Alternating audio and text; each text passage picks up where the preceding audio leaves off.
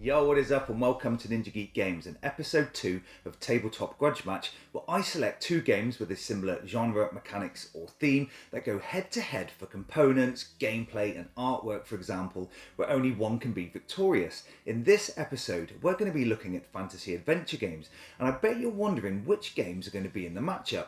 That is, unless you saw the thumbnail or the video title, in which case you know, which is a shame because I really like the reveal part. Anyway, let's get it on. So in the red corner we have Fantasy Flight Games' 3rd edition of Runebound set in Terranoth, and in the blue corner it's Gloom of Kilforth from All or Nothing Productions. Now the reasons I chose these games is because in the tabletop community, when people ask what are their favourites for fantasy adventure, these two games pop up quite regularly. So I'm here to settle the debate, unless you don't agree, in which case I'll prolong it. Also, I really enjoy games with character and story development and novel combat mechanics that is present in both of these games. Spoiler alert! There is also hero selection, exploration that results in encounters where you fight monsters or complete side quests, as well as browsing your local markets to spend your hard-earned cash on weapons, armours and spells. Each game allows you to choose a story to play through that generally culminates in fighting a big boss, but each do this very differently. First, let's look at the components. In Runebound, the board represents the vast lands of Terranoth, depicting towns and cities with various terrain, and there's also some nicely detailed hero miniatures and oversized player cards with stats and special abilities. There are loads of tokens for combat and resources, as well as cards for adventuring, skills and assets. In contrast, 99% of the contents for Kilforth are made up of cards. They're divided into locations that make up the map, encounters, rewards and skills, and the heroes here are represented by standees. There is also a handful of wooden tokens for the health and gold, and a dice pool, as well as a bag that contains loot tokens. The main difference with regards to components is the way each game represents its environments and the land that you'll be exploring during play. As mentioned, Runebound has a nicely illustrated map that is divided into hexes full of forest, mountains and plains, but there are fewer cities in this edition than the previous version. These cities are linked by roads, there are bridges to cross and also shrines to visit. For Kilforth, there are instead 25 location cards to include old woods, barren wastes and dead swamps that are laid out in a 5x5 randomised grid, with the major city of Sprawl always being the centre card, giving some degree of variability for map layout with each game. The artwork for Runebound is bright, bold, with a cartoon-like appearance that we all know and love from the Terranoth universe, and is also a step up from the 2nd edition. And if that's good, why would you change the art style anyway? Cue Legends of the Dark. The card tokens are of good stock, and the miniatures, although small, are just great. In contrast, the wooden card tokens in Kilforth are a little bland and basic, but this is massively outweighed by the fantastic artwork on the cards, whether it be an enemy, location or weapon. All or Nothing seem to have set the gold standard for artwork that is true throughout all their products, and it's certainly shown here. The detail is incredible, has a very dark aura about it, and I love that. Now, one of my favourite parts of questing games is hero selection, where for Runebound it's pretty simple. You select from one of 6 heroes to include an orc, mage, a dwarf or a lord. Each hero has a unique set of combat tokens used for, I want to say combat, plus some skill cards, but this doesn't really offer that much variability, although each hero does have some special ability.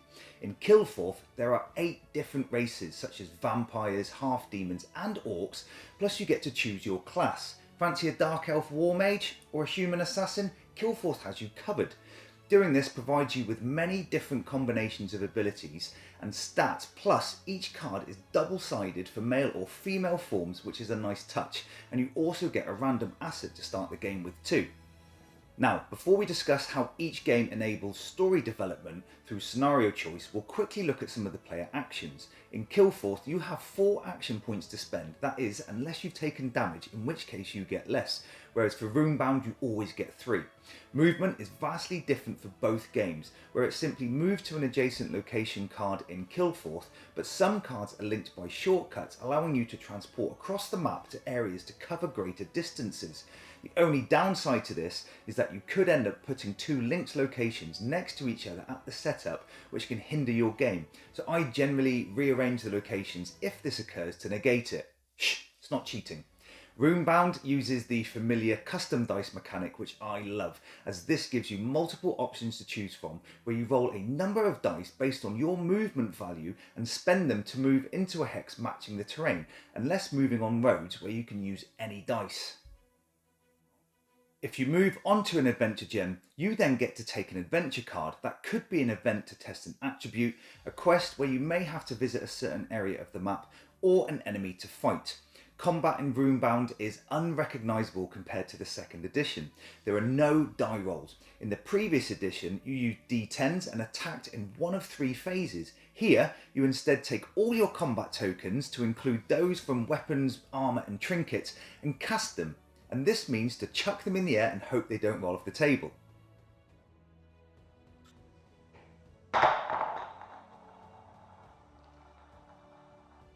Once they've come to rest, you, as well as the other player taking control of the monster, take turns assigning tokens that could be a hit, special ability, or stacking them for powerful effects.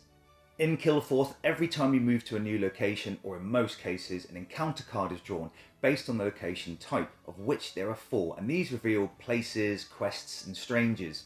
To confront these, you roll a number of dice based on one of your required stat values, where you need to get successes, which are rolls of 5s or 6s. Here, you can actually accumulate successes over a number of turns, so if at first you don't succeed, sort yourself out and do it again. Is that how the phrase goes? Combat with enemies is similar, but you use your fight value, where Kilforth has mechanics for surprise attacks if your character is hidden before battle. Combat can be challenging at times, but when you overcome an encounter, you can draw loot tokens from a bag, and you either get to keep the defeated encounter card in hand or exchange for a powerful reward. But cards in hand in the Kilforth universe are rumours, where you must further traverse the land to lay claim to them, so you need to think about its location to be found over the value of the item, and only then can they sit in your play area as an asset. The Runebound mechanic for tests is somewhat different, more simplistic, and based on card play. Depending on the attribute being tested, you draw a number of skill cards equal to your attribute value, hoping to reveal just one success symbol, meaning the higher your value, the more cards you get to draw. In both games, you can visit the city, plural in Runebound, to purchase equipment. For combat items in Runebound, you get to add unique combat tokens to your pool, whereas in Kilforth it will adjust the stat, but in both cases you may have a special ability too. Now, the only thing that saddens me here is that Runebound does not allow you to make a party of allies, not one. This was an awesome part of the second edition, and I'm really disappointed this has been omitted, where Kilforth does this very well with some weird and wonderful accomplices, to even include a dog ninja. You heard me. These increase your base stats and have some really cool abilities too. So, story development. This has different roles for each game. In Kilforth, you choose a saga deck for each player that tells a different story that your hero needs to progress through. This is completed by spending gain cards with required keywords to move to the next chapter, where you can also choose a skill card each time to upgrade your hero. The final boss is called an Ancient One, and this is selected for the game at setup and can only be defeated if you've fully completed your saga. As the game progresses and night falls, gloom descends across the land, where one location each round is turned to its gloom side.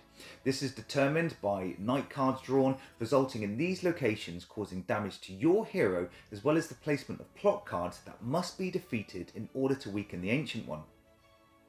For Runebound, there are only 2 scenarios to choose from, but you will create a story deck that brings in events during the game, and as with Kilforth, culminates in you trying to defeat a boss. Skill development in Runebound can happen at any time, where you can use your claimed encounter cards as a resource to buy skill cards from your hand, so here you get to customise your game encounters based on your skill requirements, which I like.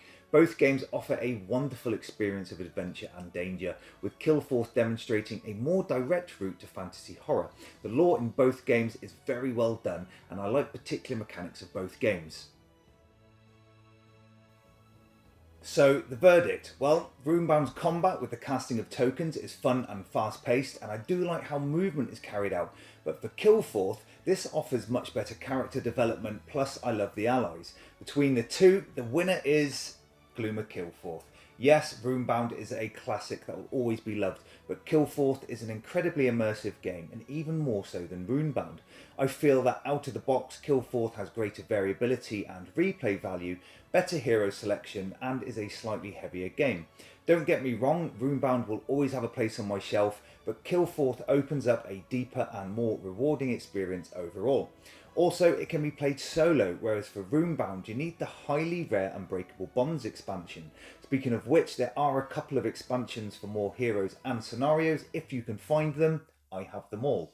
So that's it for Tabletop Grudge Match. Please let me know in the comments if you agree or not. I'd love to hear your thoughts. Anyway, thanks for watching. Subscribe to the channel. This is Ninja Geek Games. Cheers.